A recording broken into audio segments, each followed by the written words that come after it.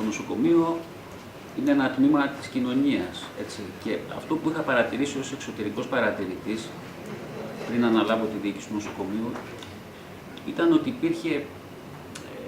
ότι η κοινωνία του Πύργου μάλλον είχε μια αρνητική εικόνα για το νοσοκομείο. Έτσι. Αυτή λοιπόν τη σχέση εμπιστοσύνης που έχει κλονιστεί θέλω να την αποκαταστήσω.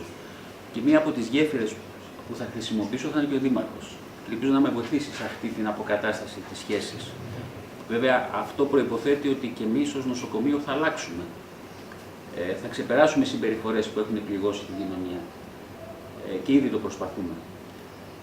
Σε κάθε πάντως περίπτωση, με τον Δήμαρχο θα είμαστε σε ανοιχτή επικοινωνία. Είναι αδιανόητο η διοίκηση ενός νοσοκομείου να μην έχει σχέση, να μην έχει επαφή, να μην έχει διασύνδεση με τον Δήμαρχο της πόλης, η οποία το φιλοξενεί. Είναι αδιανόητο αυτό.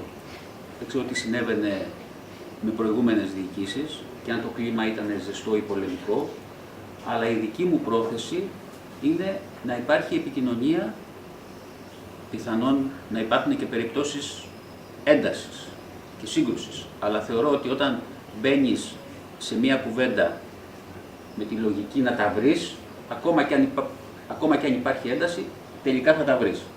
Θα κάτσουμε κάτω να τα βρούμε.